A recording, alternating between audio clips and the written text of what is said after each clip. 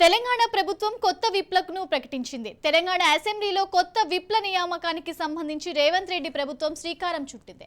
తాజాగా 4 ఎమ్మెల్యేలను ప్రభుత్వ విప్లుగా నియమించింది. Aleru MLA Beerla Ilaiah, Dharmapuri MLA Adluri Laxman Kumar, Vemulawada MLA Aadi Srinivas, Dornakal MLA Jatoth Ramachandra నాయక్లను విప్లుగా నియమిస్తూ సీఎస్ ఉత్తర్వులు జారీ చేశారు. వీరందరూ మొదటిసారి అసెంబ్లీకి ఎన్నికైన వారు కావడం గమనార్హం. అయితే జిల్లాలో మంత్రుల పదవుల సమీకరణ దృష్టిలో ఉంచుకొని విప్లను నియమించినట్లు స్పష్టమవుతుంది. రైట్, తెలంగాణ ప్రభుత్వం కొత్త విప్లను ప్రకటించింది. తెలంగాణ అసెంబ్లీలో ప్రభుత్వ విప్ల నియామకానికి సంబంధించి రేవంత్ రెడ్డి ప్రభుత్వం శ్రీకారం చుట్టింది.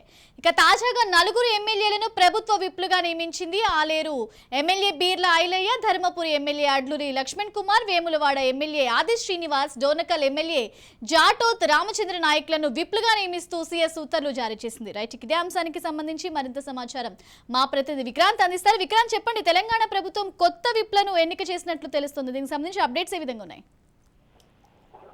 మొత్తానికి కాంగ్రెస్ ప్రభుత్వం కొలువుదీరిన నేపథ్యంలో మొదటిసారి శాసనసభ సమావేశాలు జరుగుతా ఉన్నాయి. ఈ నేపథ్యంలోనే ఇటు విప్లను కూడా జారీ చేయాల్సిన పరిస్థితి ఉన్న నేపథ్యంలో కూడా కాసేపటి క్రితమే ఇటు నలుగురిని కూడా విప్లను నియమిస్తూ కూడా ఉత్తర్వులు జారీ అయ్యాయి. దాంట్లో ఇటు ఆలేరు ఎమ్మెల్యే నల్గొండ జిల్లాకు సంబంధించి కుర్మ సామాజిక వర్గానికి సంబంధించిన బీర్ల ఐలయ్యతో పాటు ఇటు లంబాడి సామాజిక వర్గానికి సంబంధించిన రామచంద్ర నాయక్, అదేవిధంగా ఆది శ్రీనివాస్, అడ్లూరి లక్ష్మణ్, వీళ్ళ నలుగురిని కూడా విప్లను కూడా నియమిస్తూ కూడా ప్రభుత్వం ఉత్తర్వులు జారీ చేశారు. ఇంకా చీఫ్ విప్ కూడా ప్రకటించాల్సి ఉన్నది. చీఫ్ విప్ కూడా పలువురు పేర్లు వినిపిస్తున్న నేపథ్యంలో కూడా 1-2 రోజుల్లో ఈ చీఫ్ విప్ సంబంధించిన నియామకం కూడా జరిగే అవకాశం కనిపిస్తా ఉంది.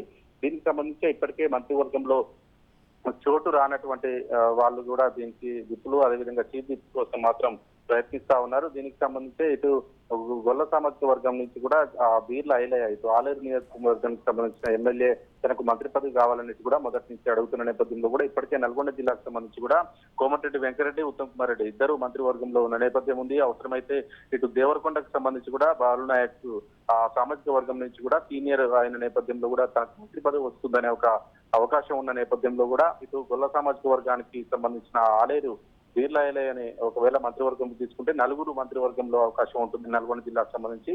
ఈ నేపథ్యంలోనే ఇటు బీర్ల ఐలయ్యకు మంత్రి పదవి కాకుండా కూడా ఇటు విప్ ఇచ్చిన పరిస్థితి ఉంది. మరోవైపు ఆది శ్రీనివాస్ కూడా మొదటి నుంచి కూడా తనకు మంత్రి పదవి వస్తుందని పెద్ద ఆశతో ఉన్నారు. ఈ నేపథ్యంలోనే ఇటు విప్ తో సరిపెట్టిన పరిస్థితి ఉంది. ఇటు అడ్లూరి లక్ష్మణ్ కావచ్చు, రామచంద్ర నాయక్ కావచ్చు, వీరిద్దరూ కూడా మొదటి నుంచి కూడా తమకు మంత్రి పదవి కావాలనేసి ఇటు రేవంత్ రెడ్డి మీద ఒత్తిడి తీసుకొస్తున్నారు. అధిష్టానంతో టచ్ లో ఉన్నారు. కానీ వాళ్ళకు విప్పులు కూడా నియమిస్తూ కూడా కాసేపు జారీ చేశారు.